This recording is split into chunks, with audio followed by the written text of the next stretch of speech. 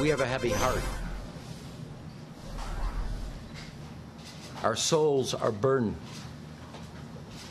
What happened this weekend did not happen in every neighborhood in Chicago, but it is unacceptable to happen in any neighborhood of Chicago. We are a better city. And you can talk about jobs, and they count, but in parts of the city where there aren't jobs, people did not pull a trigger. There are too many guns on the street, too many people with criminal records on the street, and all of us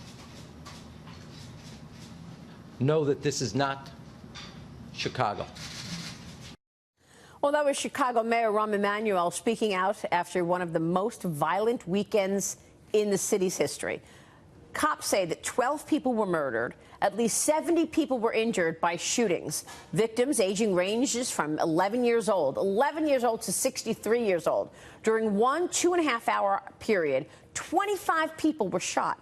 Nearly 40 shootings occurred in a period of less than 7 hours early Sunday morning. One paramedic called it a war zone. Joining me right now is former New York City Commissioner and Guardian Group President Ray Kelly. Great to see you, Commissioner. Thanks so much for being here. Good to be with you, Maria. It's a terrible story to talk to you about, but this is where we are.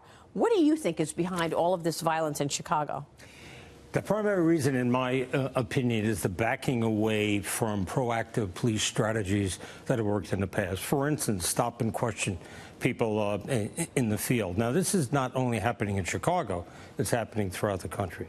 Police officers are being discouraged from using this tried and true tactic. As a result, people feel they can carry guns with impunity. There was just a poll by Pew Research that said 72% of police officers that they spoke to said that they were reluctant to engage in stop and frisk. As a result, I believe, we've seen a 34% increase in gun murders over the last 2 years. So this is happening in other cities, and it's not getting as much attention as I think it should get, except when you see a weekend like we just had in Chicago. Well, remember, like a year ago, we were talking about this situation where police officers were getting afraid because they were becoming the targets. People wanted to target cops and say, we want to kill cops.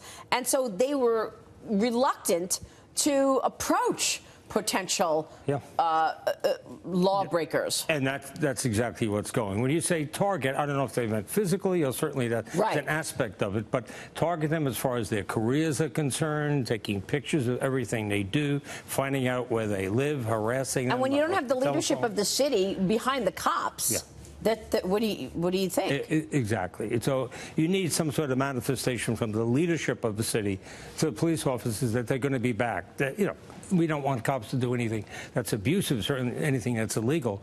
But you need a certain presumption that the police are acting pursuant to their duties when they take action. But in a lot of places, that's not happening. I know you say that a lot of places, Chicago's not the only city, but come on, Commissioner. I mean, in 3 days, we saw 70 people shot in Chicago, more homicides in Chicago than anywhere else. What do you want to say to the Commissioner of the police force in Chicago? What can he do differently? I'm not in a position to advise. It was a different culture, different What's environment. The culture? I think the engagement, a policy of engagement, has worked. It worked here in New York. I think police have to get out of their cars. If you see suspicious activity, you've got to encounter that. That's what we pay police officers to do. It's perfectly legal. It's supported by a Supreme Court case, Terry versus Ohio. This is what we want them to do. It's codified. It's in the law. Yet you see it all over America being backed away from. And I think that is one of the primary reasons that you see this increase in violence. I mean, why would you get out of your car and do your job over and over and harder than anybody, better than anybody, when you feel like you don't have the support of the leadership?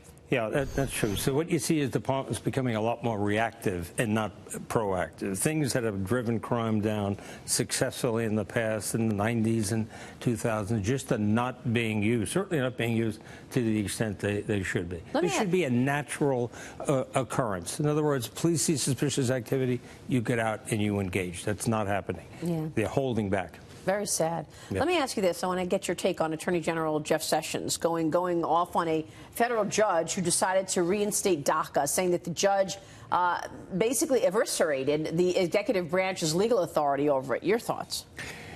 Well, I don't think I know enough about the issue, but obviously there's been a constant tension between this administration and the courts, and I think the Attorney General is just venting about that. All right, so it's nothing that you can see in terms of how they might change things. Last time you were with us, we talked about the technology being used in the police force across the country. Right. Are you seeing a different use in terms of technology? Is that helping officers? Is that helping law enforcement? And what is that tech that you find most appealing? Sure. Technology has made had a major impact on law enforcement. A lot of it is mega data, just lots of information. In the NYPD, years ago, we were a big organization that didn't know what we knew. It was paper all over the place. We created a data warehouse, put everything in that data warehouse, made it very searchable. We had help from companies such as Palantir, a major data mining company. So the police have information in their hands now that will help them on the street. They have smartphones that have that information. And it's also made, I think, life a little safer for police officers. They know the situation that they're going into. They know a history of a family, a history of a building. So no question about it, it's been a major help. And body cameras? What about body cameras? What are officers wearing today that you think is helping them? Well, I think body cameras, generally speaking, I'm for them. I think it'll show a lot more good, a lot more beneficial things police are doing for the community than negative actions on their part. But I think there's also an element that sort of reinforces this tendency to hesitate a little bit. Everything is recorded. Am I going to get out of the car and get involved in a major conflagration, or am I going to wait a few seconds before I engage? So overall, I think they're beneficial, but they do have a bit of a downside. I know that Rahm Emanuel said that there are too many guns on the street in Chicago. Where do these guns come from, Commissioner? Where do all these extra guns come from that are getting in the wrong hands? Well, in Chicago, or anywhere, Indiana for Chicago is a big problem. But guns here in New York, 90% of the guns confiscated here come from out of state. They come from the South, as they call it, the I-95 pipeline, Virginia, West Virginia, Florida. Those guns are coming out. It's easier to buy guns in these other states than it is in New York and it is in Chicago. Chicago has some very strict laws, but no, the guns are still coming in great measure. But isn't that incredible? They have such strict gun laws, and look at the homicides and the number of shootings there. Yeah, well, because it's surrounded by other states with more permissive gun laws, and you're going to have that happen. It happens here. As I say, coming up from the South, that's a real problem here.